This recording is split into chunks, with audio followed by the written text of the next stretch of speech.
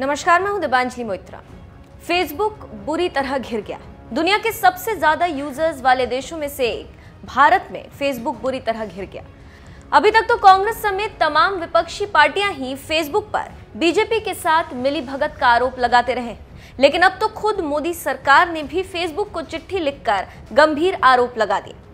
मोदी सरकार में केंद्रीय मंत्री रविशंकर प्रसाद ने मंगलवार को फेसबुक के सीईओ मार्क ज़करबर्ग को चिट्ठी लिखकर राजनीतिक विचारधारा के आधार पर भेदभाव करने का आरोप लगाया।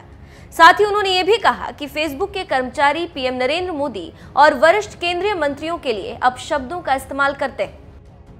रविशंकर प्रसाद ने लेटर में लिखा है, 2019 के चुनाव से पहले फेसबुक इंडिया मैनेजमेंट ने दक्षिणपंथी विचारधारा के समर्थकों के फेसबुक पेज डिलीट कर दिए या उनकी रीच कम कर दी। फेसबुक को संतुलित व निष्पक्ष होना चाहिए। किसी भी संस्थान में काम करने वाले व्यक्तियों की पसंद और नापसंद हो सकती है, लेकिन एक संस्थान की पब्लिक पॉलिसी पर इसका कोई असर नहीं होना चाहिए।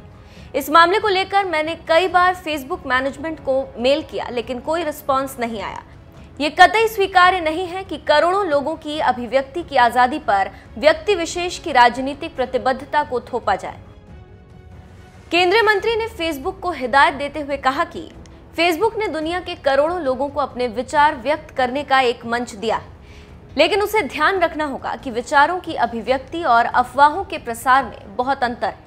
इसीलिए उसे अपनी जिम्मेदारी का पालन करते हुए एक खास विचारधारा को प्रमोट करने और गलत जानकारियों को फैलाने से बचना चाहिए। केंद्रीय मंत्री रविशंकर प्रसाद ने मार्क ज़करबर्ग को लिखे पत्र में आरोप लगाया है, फेसबुक के साथ एक बड़ी समस्या है कि उसने फैक्ट चेकिंग का जिम्मा थर्ड पार्टी को दे रखा है। ऐसे में वो कोई भी अफवाह फैलाने वाली पोस्ट आने पर बड़ी आसानी से इसे थर्ड पार्टी का काम बताकर अपनी जिम्मेदारियों से पल्ला झाड़ लेता है। यहाँ तक कि कोविड-19 को लेकर देश भर में भ्रम फैलाने वाली कई पोस्ट फैलाई गई, जिसे फेसबुक ने क्रॉस चेक नहीं किया। इससे पहले कांग्रेस ने भी फेसबुक पर एक रिपोर्ट का हवाला देते हुए जोरदार हमला बोला था। कांग्रेस के पूर्व अध्यक्ष राहुल गांधी तो लगातार कह रहे हैं कि अंतर्राष्ट्रीय मीडिया ने भारत के लोकतंत्र और सामाजिक सद्भाव पर फेसबुक और व्हाट्सएप के खुलेआम हमले को बेनकाब कर दिया। राहुल गांधी ने कहा है कि किसी भी विदेशी कंपनी को भारत के आंतरिक मामलों में दखल की अनुमति नहीं दी जा सकती। उनकी तत्काल जांच होनी चाहिए और अगर वे दोषी पाए जाते हैं तो उन्हें दंडित किया जाना चाहिए। राहुल गांधी ने फेसबुक और बीजेपी के बीच सांठगांठ होने का आरोप लगाया।